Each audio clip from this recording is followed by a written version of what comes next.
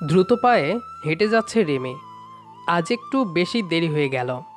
তাড়াহুড়ো করে পথ চলতে গিয়ে শাড়ির সাথে বারবার পা পেঁচিয়ে যাচ্ছে, কিন্তু সেদিকে খেয়াল করার তার সময় নেই। শাড়ির কুচি ধরে চলার গতি আরও বাড়িয়ে দেয় সে। মাথার ওপর কাঠফাটা রোদ্দুর, ঘামে গলার কাছে শরীর কিছুটা অংশ ভিজে গেছে। হাত দিয়ে সে কপাল মুখ মুছে নেয়। শাড়ি পরতে গিয়েই এত দেরি হয়ে গেল তার। জীবনে যে কোনো কালে শাড়ি পরতে হবে সে ভাবেনি। শাড়ি পরায় একদমই পটু নয় সে। রিফাত নামের ক্লাস টুতে পড়ুয়া একটা ছেলেকে পড়ায় রিমি। আরও দুটো টিউশনি করায় সে। তাদের সপ্তাহে 3 দিন পড়ালেও রিফাতকে 5 দিন পড়ায়। রিফাতের মা তাকে বলেছেন 5 দিন পড়াতে, এতে করে মাইনেটাও কিছুটা বাড়বে। রিমির টাকার অত প্রয়োজন নেই। মধ্যবিত্ত পরিবারের মেয়ে সে। বাবা পেশায় ব্যাংকার, তবে 2 বছর হতে চলল তিনি রিটায়ার নিয়েছেন। সংসার তাদের চলে যাচ্ছে কোনো রকম। রিমির ভাই আর্মি অফিসার, বউকে নিয়ে আলাদা থাকে। মাসে মাসে ভাই যা টাকা পাঠায় সেটাই কম বই কি। রিমির টিউশনি করার কারণ অন্য কিছু, সেটা আস্তে আস্তে গল্পের মাঝখানেই জেনে যাবেন। শাড়ির কুচি হাতে রিফাতের বাড়ির কলিং বেল বাজায় সে। মুখে একরাশ বিরক্তি ফুটে আছে। শাড়ি পরে ভীষণ অস্বস্তি লাগছে। কেন যেন আজ শাড়ি পরতে ভীষণ মন চাইল তার। কেউ একজন বলেছিল সবুজ শাড়িতে তাকে নাকি বেশ মানায়। কথাটা মাথায় রয়ে গেছে। সেদিনেই বাড়িতে গিয়ে অনেক খোঁজাখুঁজির পর একটা সবুজাব শাড়ি হাতে পেয়েছে। সেটা হাতে নিয়ে কতক্ষণ আয়নার সামনে দাঁড়িয়েছিল তার মনে নেই। ভাবনায় ছেদ ঘটে দরজা খোলার শব্দে। রিফাত দরজা খুলে তাকে দেখে তার ফোকলা দাঁতে একটা হাসি দেয়। এই ছেলেটা অতিরিক্ত কিউট, যাকে বলে ড্যাম কিউট। ছোটদের হাসি এত মিষ্টি দেখতে হয় সেটা রিফাতের হাসি না দেখলে সে জানতো না। মায়াভরা চোখে তাকিয়ে আছে ছেলেটা। নিমিষেই ক্লান্তি উধাও হয়ে গেল। রিফাতের চুলে হাত বুলিয়ে একটা মেকি হাসি দিয়ে সে ভেতরে ঢুকতে ঢুকতে তাকে 1 গ্লাস পানি দিতে বলে রিফাতকে। রিফাত দৌড়ে গিয়ে ঠান্ডা 1 গ্লাস পানি তার সামনে ধরে। পানি খেয়ে ভেতরটা ঠান্ডা করে নেয় রিমি। তারপর রিফাতকে পড়াতে বসে। রিফাতকে পড়ানোর ফাঁকে কয়েকবার রিফাতের রুম বরাবর রুমটাই চোখ যায় রিমির। কাউকে খুঁজছে চোখগুলো, কিন্তু যাকে খুঁজছে তার তো টিকিটাও দেখা যাচ্ছে না। রিফাতের ভাই পিয়াস। 2 ভাইয়ের নামের কোনো মিল নেই, ঠিক তেমন দুজনের স্বভাবও ভিন্ন ধরনের। রিফাত কিঞ্চিত চঞ্চল ছেলে, তবে ভদ্র। কিন্তু পিয়াসকে আজ পর্যন্ত হাসতে দেখেছে খুব কম লোকে। সারাদিন গম্ভীর মুখ করে থাকে। পিয়াস মেয়ে হলে তাকে রিমি জিজ্ঞাসা করত, আপনার কি জামাই মরে গেছে? না, মানে সারাদিন দুঃখী দুঃখী মুখ করে থাকেন তো তাই। তখন সেই মেয়ে পিয়াস তাকে জড়িয়ে ধরে তার দুঃখের কথা তাকে বলতো। ব্যাপারটা ভেবেই নিজের অজান্তে হেসে ফেলে রিমি। পিয়াস আর রিমি একই ভার্সিটিতে পড়ে। মাঝখানে পিয়াসকে অনেকদিন দেখেনি রিমি। একদিন রিফাতকে পড়ানোর অফার পেয়ে এই বাড়িতে এসে জানতে পারে পিয়াস রিফাতের বড় ভাই। ভার্সিটির অনুষ্ঠানে পিয়াস নাক ছিটকে রিমিকে বলেছিল, আজকের দিনেও কি কেউ জামা পরে? একটা শাড়ি পরলে কি হতো? সবুজাব শাড়িতে তোকে খারাপ লাগবে না অবশ্য, ট্রাই করে দেখতে পারিস। চমকে উঠেছিল রিমি কারো গম্ভীর কণ্ঠে এরকম কথা শুনে। পিছন ফিরতেই পিয়াসকে চলে যেতে দেখে বুঝতে পারে কথাটা সেই বলেছে। সেই প্রথম পিয়াস তাকে উদ্দেশ্য করে কিছু বলেছিল। তারপর আর কোনো দিনে তাদের একত্রে কথা হয়নি। রিমিরও সাহস হয়নি তার কাছে যাবার। আপাতত রিমির চোখ অনবরত এদিক ওদিক কাউকে খুঁজে চলেছে। যার জন্য এত কষ্ট করে শাড়ি পরা, তাকে তো একটাবার দেখানো উচিত তার কষ্টটা। কিন্তু চেষ্টা বিফলে যাচ্ছে বারবার। পিয়াসকে সে দেখতে পাচ্ছে না। উৎফুল্ল মনটার ওপর ভাটা পড়ল। মনটা বিষিয়ে উঠল বেদনায়। মুখ কালো করে রিফাতকে পড়াতে মনোযোগ দেয় সে। হঠাৎই রিফাতের মা এলেন হাতে নাস্তার ট্রে নিয়ে। সেটা টেবিলে রেখে পাশে বিছানায় বসলেন। কোথাও বসতে কিংবা উঠতে তার ভীষণ কষ্ট হয়।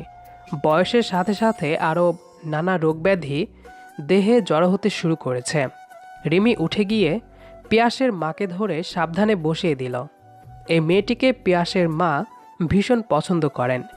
রিমি আবার ফিরে এসে চেয়ারে বসতেই পিয়াসের মা বললেন, বয়স বেড়ে গেলে যা হয় আর কি, বসলে উঠতে পারি না, উঠলে বসতে পারি না। ভাবছি ঘরে একটা মেয়ে আনবো, একা একা আর কতদিন। রিমি হাসি মুখে বলল, আমাদের বাড়ির কাজের মেয়েটা বলছিল তার আর একটা কাজ দরকার। আপনি যদি বলেন তাহলে তাকে আপনাদের বাড়িতে পাঠিয়ে দিই। পিয়াসের মা হেসে বললেন, আমি কাজের মেয়ের কথা বলিনি, ভাবছি পিয়াসকে বিয়ে দিয়ে আমার একটা মেয়ে আনবো ঘরে। বাড়ির সাথে সাথে পিয়াসের খেয়াল রাখবে সে, ব্যাপারটা ভালো হবে না? সাথে সাথে রিমির মুখটা চুপসে গেল। সে ভাবেনি ভালো মনটা ক্ষণে ক্ষণে বিষিয়ে যাবে আজ এখানে এসে। রিমি কিছু না বলে মুখ ফিরিয়ে নিল। চোখের কোঠরে জল জমতে শুরু করেছে, গলাটা ভারী হয়ে আসছে। সে আঁচলের কোণা দিয়ে চোখ মুছে নিল। পিয়াসের মা বললেন, তোমার জানাশোনা কোনো ভালো মেয়ে থাকলে আমাকে বলো।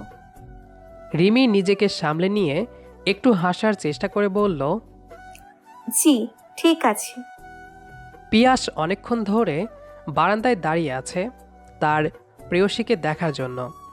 সকালে বারান্দায় দাঁড়িয়ে দেখেছে রিমি শাড়ির কুচি ধরে মুখ কুচকে বিরক্তি নিয়ে আসছিল। তার মুখের অবস্থা দেখে পিয়াসের হাসি দেখে কে, আজ ইচ্ছে করেই সে নিচে যায়নি। মহারানী তাকে না দেখে নিশ্চয়ই রাগ অথবা মন খারাপ করে বসে থাকবে। সে থাকুক গে, কিন্তু কথা হচ্ছে রিফাতকে পড়ানো শেষ করে সে এখনও যাচ্ছে না কেন? রোজ পিয়াস এখানে দাঁড়িয়ে রিমির যাওয়া আসা দেখে, মাঝে মধ্যে নিচে নেমে রিমিকে দেখা দেয়। আজ রিমি শাড়ি পরেছে, তাকে বিশ্ব সুন্দরীর কাতারে ফেললেও কম হয়ে যাবে, এতটাই স্নিগ্ধ লাগছে তাকে। পিয়াস রিমিকে দেখতে থাকে যতক্ষণ না সে রাস্তা দিয়ে হেঁটে যেতে যেতে চোখের আড়াল হয়ে যায়। সবুজাব শাড়ি, বিয়ের পর তাকে দুটো শাড়ি কিনে দেবে সেটা মনে মনে ঠিক করে নেয় পিয়াস। প্রতি সপ্তাহে এক একটা শাড়ি পরে ঘুরতে বের হবে দুজন। লেকের ধারে বসে পুকুরের টলমলে পানির দিকে চেয়ে থাকবে। ওই তো রিমি বের হয়েছে। পিয়াসকে আরেকটু এগিয়ে গিয়ে তাকে ভালো করে দেখার চেষ্টা করে। যত দেখি তারে ভরে যায় বুকটা। লাইনটা কয়েকবার মুখে আওড়ালো পিয়াস। সে বুঝতে পারে না এই মেয়েটার মধ্যে এত মায়া কেন। সেই মায়ায় সে পড়েছে বারবার, বহুবার। রিফাতকে পড়ানোর মাঝেই একদিন পিয়াসের মা হাতে করে মিষ্টি এনে বললেন, পিয়াসের জন্য খুব লক্ষ্মীমন্ত একটা মেয়ে দেখে রেখেছি। মেয়েটা যেমন মিষ্টি দেখতে তেমন ভালো ব্যবহার। ভাবছি এবার পিয়াসের বিয়েটা দিয়েই দেই। রিমি খুব কষ্টে কান্না আটকে রাখে, তার মুখটা পুরো লাল হয়ে যায়। সেদিন আর সে রিফাতকে পড়াতে পারে না, অসুস্থতার বাহানা দিয়ে চলে আসে। বাসায় এসে খুব কাঁদে সে। রিমি মনে মনে ভাবে পিয়াসের সাথে কথা বলবে। সে বুঝতে পারে না এতদিনেও কেন পিয়াস তার মনের কথাটা বুঝতে পারল না। এতটাই অবুঝ সে। পরক্ষণেই নিজের মনকে বোঝায় রিমি। পিয়াসের জন্য তো তার মা মেয়ে ঠিক করেই ফেলেছেন, এখন আর পিয়াসকে বলে কি হবে? তারও বেশ কিছুদিন পর একদিন রিমির বাবা তাকে ডেকে বলল, শোন মা, তোর বয়স তোর কম হলো না, তাই না? আমি এবার তোর বিয়েটা দিতে চাই। সামনের সপ্তাহে পাত্রপক্ষ আসবে তোকে দেখতে, বুঝছিস? তুই তৈরি থাকিস। রিমি তার বাবার কথা মতো মাথা নাড়ে। ভীষণ কষ্ট হয় তার। পিয়াসকে হারানোর বেদনায় সে মরিয়া হয়ে ওঠে। তার পরের দিন রিফাতকে পড়াতে গেলে পিয়াসের মা বললেন, পিয়াসের জন্য মেয়ে ঠিক হয়ে গেছে, সামনের সপ্তাহে মেয়ে দেখতে যাচ্ছি। তোমাকে আর রিফাতকে পড়াতে আসতে হবে না। মেয়ে ভীষণ শিক্ষিত, সেই রিফাতকে পড়াবে। এই কদিন না হয় পিয়াসই রিফাতকে পড়ালো। পিয়াসের বিয়েতে তোমার আমন্ত্রণ রইল, কেমন? এই নাও এই মাসের টাকাটা। রিমি কাপা হাতে টাকাটা নেয়। রিফাতের দিকে জলজল চোখে তাকায়। এই ছোট্ট ছেলেটাকে নিজের ভাইয়ের মতো আদর করত সে। মাঝে মাঝে চকলেট কিনে আনতো। ওর মিষ্টি মুখটা আর দেখা হবে না ভেবে ভীষণ কষ্ট হচ্ছে রিমির। রিমির রিফাতকে আজকের মতো পড়িয়ে চলে যায়। এখন থেকে সে তার ভাবির কাছে পড়াশোনা করবে। রিফাতকে আসার সময় অনেক আদর করে দেয় রিমি। অশ্রু ভেজা চোখে চলে আসে পিয়াসদের বাড়ি থেকে। হাত ভাঁজ করে আনমনে ছাদে দাঁড়িয়ে আছে রিমি। আজ তাকে পাত্রপক্ষ দেখতে এসেছে। ছেলের বাড়ির লোকেরা তাকে দেখতে চায় না। ছেলের পছন্দই তাদের পছন্দ। একটু পর ছেলে ছাদে আসবে তার সাথে কথা বলতে। ছেলেকে এখনও রিমি দেখেনি, তবে একটু পরেই দেখা মিলে যাবে। আজ কেন যেন রিমির বুকের ভেতর ক্ষণে ক্ষণে মোচড় দিচ্ছে, বারবার চোখ মুছে যাচ্ছে। না, এভাবে কাঁদলে চলবে না। ছেলে এখনই এসে যাবে। ওকে এভাবে কাঁদতে দেখলে উল্টোপাল্টা ভাবতে পারে। রিমি চোখ মুছে নাই, আর কাঁদে না সে। একটু পর পেছন থেকে কারো গলা খাকারি শুনতে পায়। হয়তো ছেলে এসেছেন। রিমি ঘুরে দাঁড়াতে চেয়েও পারে না। ছেলে এসে তার পাশে দাঁড়িয়ে বলল, তোমাদের ছাদটা তো বেশ সুন্দর, অনেক বড়। আমার জন্য ভালোই হয়েছে। শ্বশুরবাড়ি এলে আমরা ছাদেই বিছানা করে ঘুমাবো। রিমির মাথার তার ছিঁড়ে যাবার মতো অবস্থা। এই কণ্ঠস্বর পিয়াস ছাড়া আর কারো হতে পারে না। রিমি মাথা বাঁকিয়ে পাশে তাকায়। একগাল হাসি দিয়ে পিয়াস তাকিয়ে আছে। রিমি দ্রুত সরে গিয়ে বলে, আপনি এখানে কি করছেন? পিয়াস এগিয়ে এসে বলে, মেয়ে দেখতে এসেছি। আমার বউকে নেবার জন্য শ্বশুরবাড়ি ঘুরতে এসেছি। ঘোরা শেষ হলেই বউ নিয়ে চলে যাব। মানে? মানে মানে আর কি? আমার মা তার জন্য মেয়ে নিতে এসেছে, আর আমি বউ নিতে। মানে আপনারাই পাত্রপক্ষ? আপনি সব জানতেন আগে থেকেই, আমায় বলেননি কেন? বললে কি হতো? বিয়ে ভেঙে দিতে? এখন আবার প্লিজ বলো না তোমার প্রেমিক আছে, তুমি এই বিয়ে করতে পারবে না। বলেই অট্রা হাসি দেয় পিয়াস। রিমি গিয়ে তার বুকে ইচ্ছে মতো কিল ঘুষি দিতে থাকে। পিয়াস রিমির হাত ধরে তার চোখের দিকে তাকিয়ে মোলায়েম কণ্ঠে বলে, যে মেয়ে আমার মাকে নিজের মায়ের মতো সেবা করে, আমার ভাইকে আদর করে, আমাকে দেখার জন্য কষ্ট করে শাড়ি পরে হোঁচট খায়, রাগে লাল হয়ে টমেটো হয়ে আবার বেদনায় শিখতে হয় আমায় না দেখতে পেয়ে, এমন মেয়েকে আমি হাতছাড়া করি কি করে? তার সমস্ত অবক্ত কথা আমি পড়ে নিয়েছি। তাকে তো আমি আমার মহারানী করে রাখব, ভালোবেসে বুকে স্থান দেব। আমার মাকে বলেছিলাম তোমাকে বলতে, যেন রিফাতকে 5 দিন পড়াতে আসো। মা জানতো তোমাকে আমি ভালোবাসি। সেদিন মায়ের কাছে বায়না করতেই মা তোমাকে ছেলের বউ করতে রাজি হয়ে গেলেন। আমি মাকে বলেছিলাম তোমায় কিছু না জানাতে। পিয়াস মুখ টিপে হাসতে লাগলো। রিমি তড়িৎ গতিতে পিয়াসের বুকে জাপটে পড়ে কাঁদতে থাকে। পিয়াস তাকে বাধা দেয় না। যত কাদার এখনই কেঁদে নিক, বিয়ের পর এক ফোঁটা জলও চোখে আসতে দেব না। রিমি নিজেকে স্বাভাবিক করে পিয়াসের বুক থেকে মাথা তুলে তার চোখের দিকে এক বুক ভালোবাসা দেখতে পায়। লজ্জায় লাল হয়ে ওঠে সে। ভেবে পায় না কি করবে। এভাবে তার সামনে দাঁড়িয়ে থাকতে অস্বস্তি হচ্ছে তার। হঠাৎই দুজন কোনো ছোট বাচ্চাদের গলার স্বর শুনতে পেল। দুজনে এদিক ওদিক তাকিয়ে দেখে ছাদের কোণায় রিফাত আর রিমির ছোট বোন রিমঝিম দাঁড়িয়ে আছে।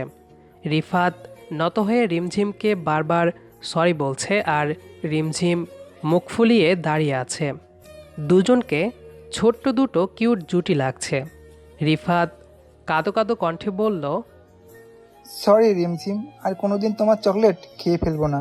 এই নাও, তুমি তোমার চকলেট খাও। রিফাত রিমঝিমের দিকে একটা চকলেট এগিয়ে দিতেই রিমঝিম খুশি হয়ে চকলেট নিয়ে তার গালে একটু চুমু খেয়ে দেয়। পিয়াস এবং রিমি অবাক হয়ে তাদের কাণ্ড দেখছে। হঠাৎ পিয়াস বলল, যাক, অন্তত আমার ভাইটা প্রেম করে বিয়ে করতে পারবে। রিমি পিয়াসের কথা শুনে হা হয়ে তাকিয়ে ফিক করে হেসে ফেলে। পিয়াস তাকে শক্ত করে জড়িয়ে ধরে দুজনেই হাসতে থাকে। গল্পটি কেমন লেগেছে সেটি অবশ্যই কমেন্ট করে জানাবেন। দেখা হবে আবারও নতুন কোনো গল্প নিয়ে।